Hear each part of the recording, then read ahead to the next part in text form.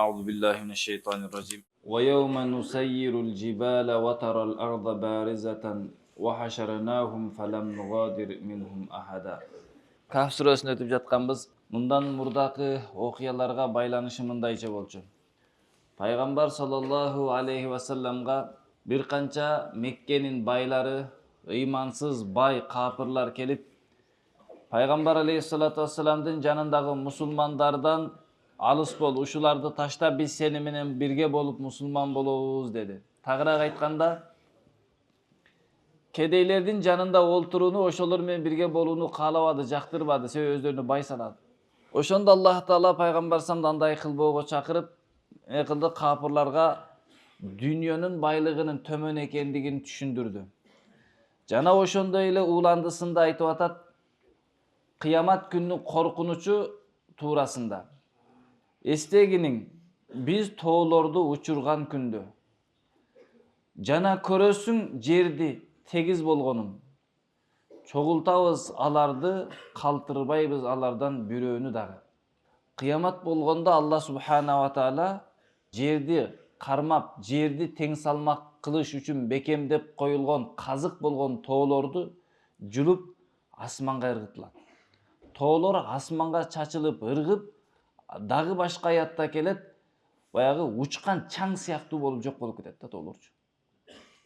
Ушунчалык коркунучтуу күн болот, ушул бекем турган тоолор чаң сыяктуу асманда чачылып, жоголуп таппай калат эч ким. Жана ошол күнү көрөсүң сен жерди теп-тегиз болуп калганын. Жер теп-тегиз болуп, эч бир чуңкуру, эч бир дөңү калбастан бардык жагы бирдей түздүккө айланып калат. Ооба, бүгүн жерди изилдөөчүлөр түрдүү изилдөө кылып, жер тоголок же болбосо тоголок эмес, андай мындай деп изилдөөлөр жүргүзүп атат го.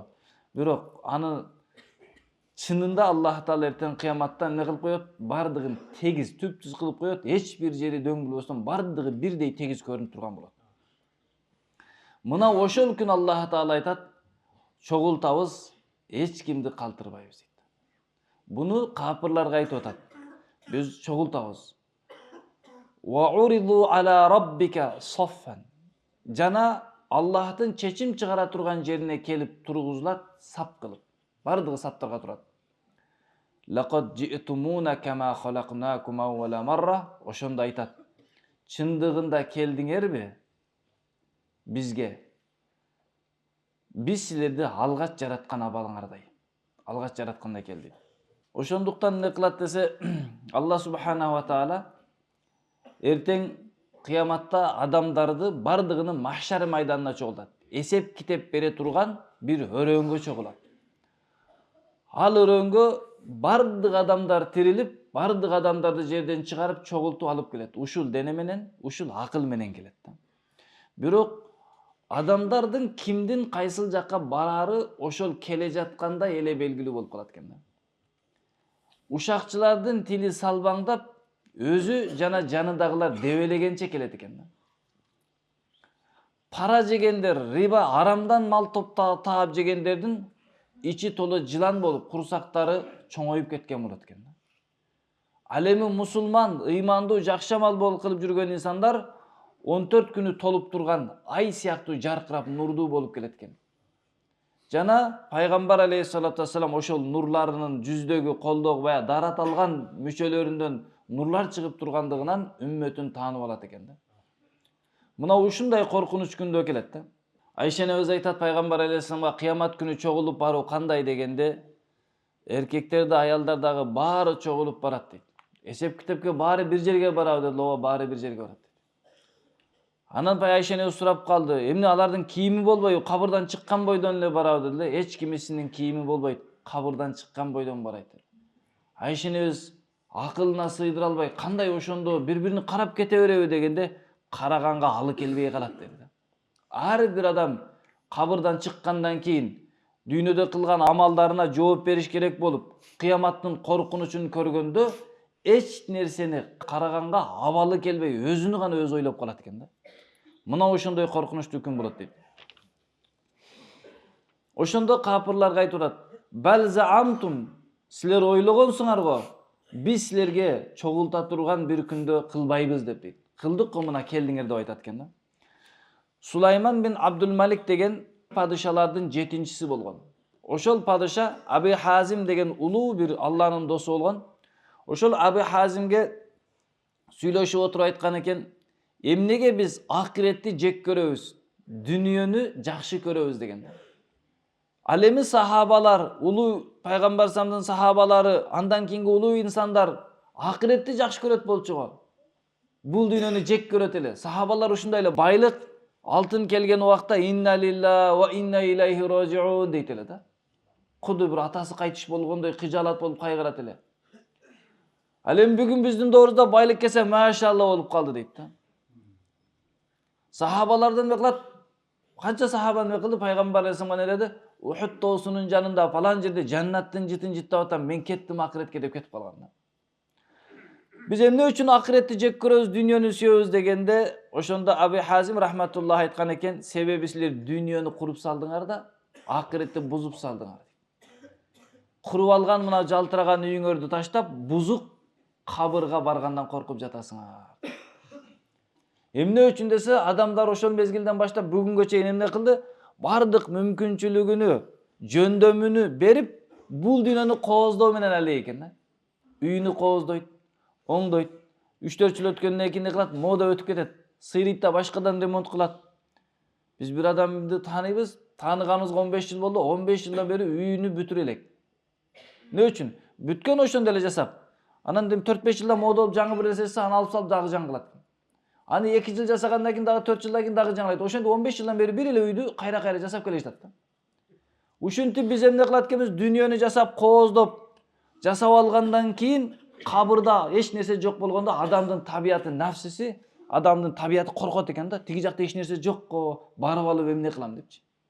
Мына жалтыр жултурдан кеткис келбейт экен. А сахабалар эмне кылганча бул дүйнөнү курган эмес экен, бул дүйнөнү кооздогон эмес экен. Бул дүйнөнү кооздоп жасаган эмес экен. Алар кабырды, акыретти ойлогон экен да. Ошол үчүн алар бул дүйнөдөн акыретке кеткенге ар дайым даяр күтүп турган экен да. Пайгамбар саллаллаху алейхи вассалам кайтыш болор күнү эң жакшы жакын сүйгөн кызы Фатименин өз жанына келгенде кулагына шыбырайт. Аябай ыйлады.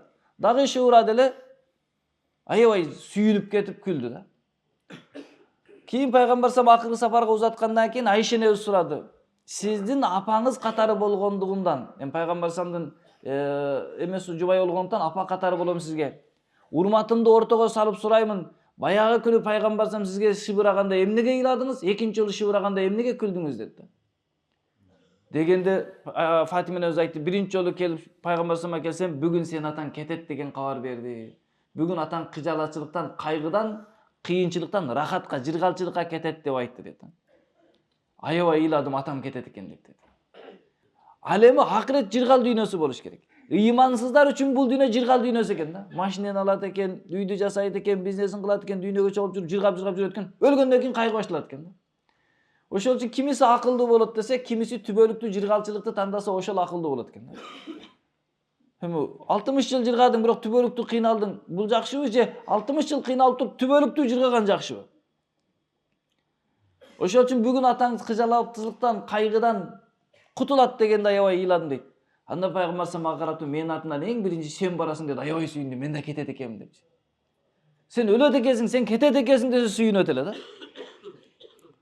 Азыр бизге бирөө келип врач айтсын, сенин бир жумалык срогуң калды десин, бир жумалык өмүрүң калды десин, не болот экенбиз? Ошол эле жерден биз эмне кылабыз? О, бир жуманы биз 1 саатка эле түшүрүп коебуз, кете беребиз. Болду, мен кетет экенмин депчи. Пайгамбар алейхиссалату вассалам жубайлар чогулуп отуруп, пайгамбар салламдан сурады. Сиз кеткенден кийин биринчи сиздин жаныңызга ким барат деди. Пайгамбар салламдын жубайлары пайгамбар саллам ушунча бири-биринен кызганат эле, бирок урушпайт эле да. Акыретте жаныга ким биринчи барат экен деп ошону дагы сурап баштады. Пайгамбар саллам айтты, колуңар узунуңар барасыңар деди. Ким биринчи кетет экен ошону билели деп, жыга чап келип алып колдорун ченейт эле. Кимдин колу узун экен ошол биринчи кетет депчи. Көрсө пайгамбар саллам кимин көп садака берсең ошон деген маанини айткан экен да. Кол узун деп баягы көп садака кылганды айткан экен. Эң колу кыскасы биринчи кетти да. Аны кийин түшүнүштү. Демек сахаба радиаллаху анхумдар, пайгамбар салламдын жубайлары, даже аялдар го. Ким биринчи кетет экен акыретке, мен акыретке кетет экенмин деп сүйүнөт эле да. Ошол үчүн эмне үчүн биз акыретке кеткенден коркуп атабыз десе, себеби акыретти бузуп салсаң коркот экенсиң.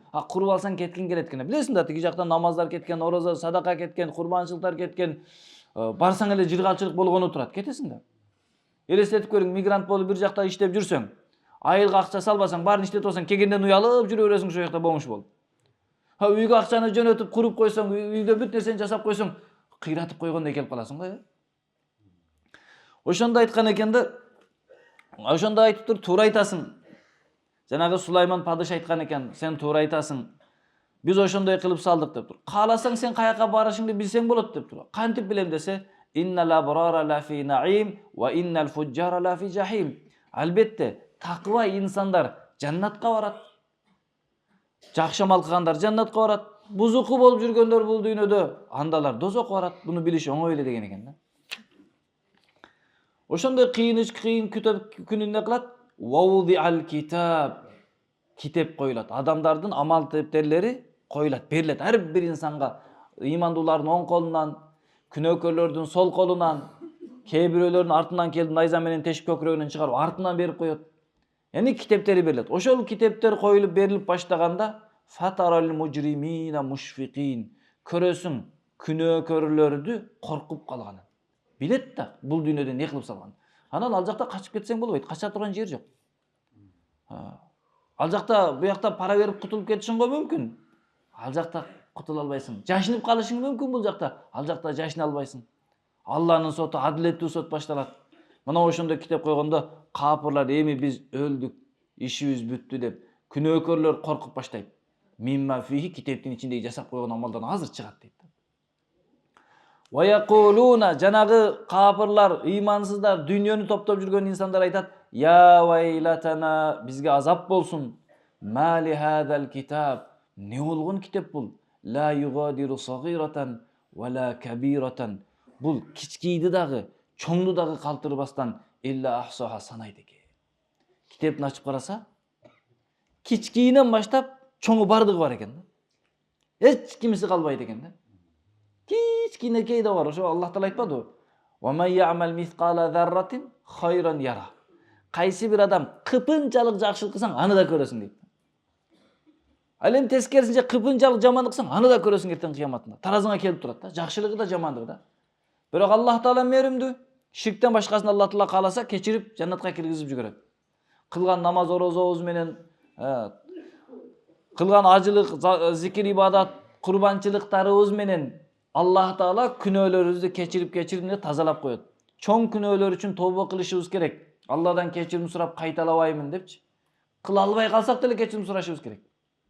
Анча мынча мурда кеткен жалгандар бар, ушактар бар. Алла сактасын, анча мынча күнөөлөр бар. Эми биз пайгамбар эмеспиз күнөөдөн таза болгудай. Чоң күнөөлөрдөн Алладан кечирим сурашыбыз керек, тобо кылышыбыз керек. Ал эми кичине күнөөлөргө да тобо кылалык, бирок кичине күнөөлөрдү Аллах Таала кылган жакшы амалыбыз менен кечирип, Аллах жаннатка киргизип жиберет. Ошондо капырлар айтат, эч нерсени калтырбастан, чоңу да калбастан, кичинени да калтырбастан бардыгын санайт экен. Ва важаду ма амилу хадира. Кылган амалдарынын, иштеринин бардыгын ошол китеп ичинде турганын көрөт да. Анан не дейт Аллах Таала? Икра китабак. Оку китебиңди. Анан өзүңдүн күнөөңдү өзүң окуп бересиң. Чыныгы шермендечилик ошондо. Мен паланчы түкүнчү, мен ушундай кылганмын. Мен мына жерде жашынып барып мына ишти кылганмын. Адам алейхисаламдан кыяматка чейинки инсандардын бардыгы бир тууганын тааныгандай таанып турат экен да. Тилиң сүйлөбөй калса, колуң сүйлөп баштайт, мен кылганмын депчи. Бутуң сүйлөп баштайт, мен барганмын деп. Чыныгы шермендечилик, урматтуу бир тууган, ошол күнүн шерменделиги да. Ошол күнү шерменде болгон чыныгы шермендечилик. Бул дүйнөдө шерменде болсоң 5 жыл адамды унутуп калат, жүрө бересиң. Ол жалган деп койсоң кутулуп да кетесиң. Бирок кыяматтагы эч кандай жала деп да кутула албайсың, ол хак болот да. Ошол күнү кайсы бир адамдар ыймандуу болуп, амал кылып, бизге окшоп курбанчылык кылып, дин менен жашайлы, Алланын өкүмдөрүн аткаралы, эч кимге зыян тийгизбейли, туура жашайлы деген инсандар эмне болот? Ха умуқрау китабия. Менин китебимди окугула, мына жазып койду жаннатка деп. Мен ушинтип ойлогонмун, эсеп китеп болот, буяка келебиз деп ойлоп, ошол үчүн мен дүйнөгө кызыккан эмесмин. Ошол үчүн мен өлүмдөн кийинге даярданганмын. Мына карагыла, ха умуқрау китабия. О адамдар, менин китебимди окугула деп, мына деп сүйүнөт экен да. Бүгүн бир кайсы бир жерден бир грамота алып калсаңыз, же орден алып калсаңыз дейт, мына паланчы берди, депутат берди, министр берди, президент берди деп сыймыктанат го. Эми элестетиң, Аллах жаннаты деп берип койсочу, сыймыктанбайсыз мына. Ошол күнү сыймыктануу чыныгы сыймык болот. Ошол күнү рахат чыныгы рахат болот. Ошол күнү шермендечилик, ошол күнгү кыйынчылык чыныгы шермендечилик уят ошол болот да. Умар радиаллаху анху кайтыш болгондон бир канча жылдан кийин бир адам түшүнө кирген экен. Чекесинен терини сыйпап жатып айткан экен. Не болду сизге, Амирул Муъминин? Абалыңыз кандай десе айткан экен. Мен ушук убакытка чейин эсеп китепте болуп калдым деген экен. Мен ушул убакытка чейин мен эсеп китепте жүрүп калдым дейт. Эмне үчүн эсеп китеп болуп калды десе, бир көпүрөнүн жыгачы сынып калган экен. Ошол жыгачыны, бир жыгачы сынып калган экен. Ошол жыгачыны оңдотуп койгон эмес экенмин. Өтүп баратып жандыктар бир текенин буту сынган дейт. Ошого жооп беришиме туура келип калды. Неге сен падыша болуп турганда ушуну оңдотуп койбодуң деп. Бирок Аллах Таала мени кечирди. Бир жаш бала чымчык менен ойноп аткан экен, ошону сатып алып чымчыкты учуруп жибердим эле дейт. Кичинекей амал көрүнөт көзүбүзгө. Бирок Алла ошол үчүн кечирип коет. Бирок кайсыл жактагы бир көпүрөнүн бир тактайы сынып калса, башчынын не иши бар аны менен? Алла кааласа ошого эсепке тартат экен да. Ошол үчүн ойлобойлу бир күнөөнү кичинекей бул иш нерсе эмес деп, Алла ошону менен дозокко салып коюшу мүмкүн. Кааласа салып коет. Ойлобойлу бир кичинекей бир жакшы сооп алды, бул кичинекей деп, Алла кааласа ошо менен сооп берип жаннатка киргизип жиберет да. Ошол үчүн эмне кылат? Капырлардын бардыгы кылган амалдарын көрөт. Вала yazlimu rabbuka ahada. Зулум кылбайт сенин Роббиң бирөөгө да. Эч качан бир адам кылбаган күнөөсүнө жооп бербейт кыяматта. Бул дүйнөдө берип калат. Жебеген самсасына акча төлөп калат. Башка болуп калат. Бирок кыяматта ар бир инсан өзүнүн канча күнөө кылды, ошончо деңгээлде жазалат да. Ашыкча жазаланбайт. Бирөөнү кылганда бирөө жооп бербейт. Ар ким өзүнүкүнө жооп берет. Бирок Аллах Тааланын мээримдүүлүгү, райымдуулугу менен иншалла бизди мусулмандарды кечирет. Үмүт кылабыз, жана кылган күнөөлөрүбүзгө кечирим сурайбыз.